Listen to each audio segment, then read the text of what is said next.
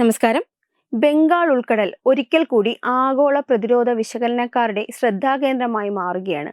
വെടിയില്ല, സൈനിക ഏറ്റുമുട്ടലില്ല, എന്നാൽ എതിരാളികളുടെ നാടി പിഴുതെടുക്കുന്ന ഒരു തന്ത്രയുദ്ധം. ഇതായിരുന്നു ഇന്ത്യ ഈ കടലിടുപ്പിൽ നടപ്പിലാക്കിയത്. ചൈനയുടെ അത്യാധുനിക ചാരക്കപ്പലുകളെ വട്ടം കറക്കിയ ഇന്ത്യ ഒടുവിൽ അതീവ രഹസ്യമായി മിസൈൽ പരീക്ഷണം വിജയകരമായി പൂർത്തിയാക്കി. 2025 അവസാനത്തോടെ ബംഗാൾ ഉൾക്കടലിൽ ദീർഘപരിധിയുള്ള മിസൈൽ പരീക്ഷണം നടത്താനാണ് ഇന്ത്യ തീരുമാനിച്ചിരുന്നതെന്ന് നേരത്തെ തന്നെ സൂചനകൾ ഉണ്ടായിരുന്നു. അതനുസരിച്ച് അന്താരാഷ്ട്ര വ്യോമക്കടൽ സുരക്ഷാ നിയമങ്ങൾ പാലിച്ചുകൊണ്ട് ഇന്ത്യ പലതവണ നോട്ടീസ് ടു എയർമാൻ മുന്നറിയിപ്പുകൾ പുറപ്പെടുവിച്ചു. എന്നാൽ ഈ മുന്നറിയിപ്പുകൾ വെറും ഔപചാരിക നടപടികൾ മാത്രമായിരുന്നില്ല, അത് ഇന്ത്യയുടെ സൂക്ഷ്മമായ തന്ത്രത്തിന്റെ ആദ്യഘട്ടവുമായിരുന്നു. ഇന്ത്യ മിസൈൽ പരീക്ഷണം നടത്തുമെന്ന് അറിഞ്ഞയുടൻ ചൈന അതിവേഗം പ്രതികരിച്ചു. ഇന്ത്യയുടെ മിസൈൽ പാത, വേഗത, ഉയരം, റഡാർ സിഗ്നേച്ചർ എന്നിവ ശേഖരിക്കാനുള്ള ലക്ഷ്യത്തോടെ ചൈനീസ് നാവികസേനയുടെ അത്യാധുനിക നിരീക്ഷണ കപ്പലുകൾ ബംഗാൾ ഉൾക്കടലിലേക്ക് നീങ്ങി. ലാൻഡ് ഹൈ 101, ഷിയാൻ 6 എന്നിവ ഉൾപ്പെടെ 5ഓളം ചാരക്കപ്പലുകൾ ഇന്ത്യയുടെ പരീക്ഷണ മേഖലയ്ക്ക് സമീപം തന്ത്രപരമായി നിലയുറച്ചു.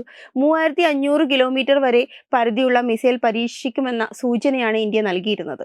അതനുസരിച്ച് ചൈനീസ് കപ്പലുകൾ അവരുടെ സെൻസറുകളും നിരീക്ഷണ ഉപകരണങ്ങളും വിന്യസിച്ചു. എന്നാൽ അതീവ നിർണായകമായ ഘട്ടത്തിൽ ഇന്ത്യ ആ മുന്നറിയിപ്പ് പെട്ടെന്ന് പിൻവലിച്ചു. പരീക്ഷണം റദ്ദാക്കിയതായി ഔദ്യോഗികമായി അറിയിച്ചു. ഇത് ഒറ്റത്തവണയല്ല, ദിവസങ്ങളോളം ഇന്ത്യ ഇതേ തന്ത്രം ആവർത്തിച്ചു. മുന്നറിയിപ്പ് നൽകും, ചൈനീസ് കപ്പലുകൾ സ്ഥാനം പിടിക്കും, അവസാനം പരീക്ഷണം റദ്ദാക്കും. ഈ പൂച്ചയും എലിയും കളി തുടർച്ചയായി നടന്നതോടെ ചൈനീസ് കപ്പലുകളുടെ ഇന്ധനവും സമയവും മനുഷ്യവിഭവശേഷിയും പാഴായി. അതിനേക്കാൾ വലിയതായി ചൈനയുടെ തന്ത്രപരമായ ആത്മവിശ്വാസവും നഷ്ടപ്പെട്ടു. ഇത് ഇന്ത്യയുടെ ഒരു പരീക്ഷണമായിരുന്നു. കപ്പലുകൾ ഇന്ത്യയുടെ മുന്നറിയിപ്പുകളോട് എത്ര വേഗത്തിൽ എങ്ങനെ പ്രതികരിക്കുന്നു എന്നത്. രണ്ടാമത്, ചൈനയുടെ സമുദ്ര നിരീക്ഷണ ശേഷിയുടെ പരിധിയും ദൗർബല്യങ്ങളും ചൈനീസ് കപ്പലുകളെ പൂർണ്ണമായും ആശങ്കക്കുഴപ്പത്തിലാക്കിയ ശേഷം അതീവ രഹസ്യമായി ഇന്ത്യ യഥാർത്ഥ പരീക്ഷണം നടത്തി എന്നാണ് റിപ്പോർട്ടുകൾ. K4 SLBM പരീക്ഷണമാണ് ഇതെന്നാണ് സൂചന.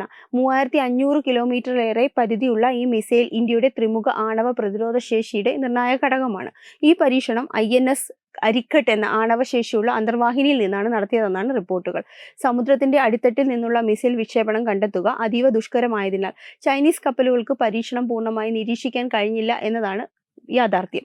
ഇവിടെ ശ്രദ്ധേയകരമായ ഒരു കാര്യം, ഇന്ത്യ ഈ പരീക്ഷണം നടത്തിയത് ഒരു ഔദ്യോഗിക പ്രഖ്യാപനമോ ആഘോഷമോ കൂടാതെയാണ്.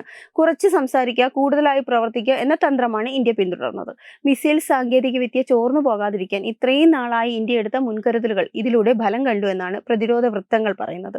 യുദ്ധമില്ലാതെ തന്നെ എതിരാളിയുടെ നിരീക്ഷണ വലയത്തെ തകർക്കുക, ഇതാണ് ഈ സംഭവത്തിന്റെ യഥാർത്ഥ സാരാംശം. ഒരു വെടിയുണ്ട പോലും പൊട്ടിക്കാതെ, ഒരു കപ്പലും ആക്രമിക്കാതെ ഇന്ത്യ ചൈനയുടെ ചാരവലയത്തെ തന്ത്രപരമായി പരാജയപ്പെടുത്തി. ഇത് വെറും മിസൈൽ പരീക്ഷണമൊന്നുമല്ല, മറിച്ച് മനോവൈജ്ഞാനിക യുദ്ധത്തിലെ ഒരു വലിയ വിജയം കൂടിയാണിത്. ഇന്ത്യ ചൈന ബന്ധങ്ങളിൽ ഇത് പുതിയൊരു സന്ദേശമാണ്. അതിർത്തികളിലെ സംഘർഷങ്ങളും സമുദ്രപ്രദേശങ്ങളിലെ ശക്തി പ്രദർശനവും തുടരുന്ന കാലത്ത് ഇന്ത്യ ഇനി വെറും പ്രതികരിക്കുന്ന രാജ്യമല്ല, മറിച്ച് നീക്കങ്ങൾ മുൻകൂട്ടി കണക്ക് കൂട്ടുന്ന, എതിരാളിയെ വലയിലാക്കുന്ന ശക്തിയാണെന്ന് ഈ സംഭവം വ്യക്തമാക്കുന്നു. ഇത് ഇന്ത്യയുടെ സൈനിക സാങ്കേതിക വിദ്യയുടെ വിജയം മാത്രമല്ല, തന്ത്രബുദ്ധിയുടെ വിജയം കൂടിയാണ്. പൂച്ചയും എലിയും കളിക്കിടയിൽ എലിക്ക് രക്ഷപ്പെടാനായില്ല. ബംഗാൾ ഉൾക്കടലിൽ ശബ്ദമില്ലാതെ ചരിത്രത്തിലെ ഒരു നിർണായക പേജ് ഇന്ത്യ തിരുത്തി എഴുതിയിരിക്കുന്നു. വെബ് ഡെസ്ക് തത്തുമൈ news. Brought you by Kerala AIDS control society. HIV AIDS സംബന്ധമായ സംശയങ്ങൾക്ക് 1097 എന്ന 24 മണിക്കൂറും പ്രവർത്തിക്കുന്ന ടോൾ ഫ്രീ നമ്പറിലേക്ക് വിളിക്കുക. വാട്സാപ്പിലും ഫേസ്ബുക്കിലും ഒക്കെ സ്റ്റാറ്റസ് അപ്ഡേറ്റ് ചെയ്യാറുണ്ടല്ലോ. HIV സ്റ്റാറ്റസോ HIV പിടിപെടാനുള്ള സാഹചര്യങ്ങളിൽ കൂടി അറിഞ്ഞോ അറിയാതെയോ കടന്നു പോയിട്ടുണ്ടാവാം. എന്ത് തന്നെയായാലും മുൻകൂട്ടി പരിശോധിച്ച് HIV സ്റ്റാറ്റസ് അറിയൂ. സൗജന്യ HIV പരിശോധനയും കൗൺസിലിങ്ങും ആരോഗ്യ കേന്ദ്രങ്ങളിൽ പ്രവർത്തിക്കുന്ന ICTC അഥവാ ജ്യോതിസ് കേന്ദ്രങ്ങളെ സമീപിക്കുക. നിങ്ങളുടെ സ്റ്റാറ്റസ് എന്തായാലും വിവരങ്ങൾ രഹസ്യമായി സൂക്ഷിക്കുന്നതായിരിക്കും.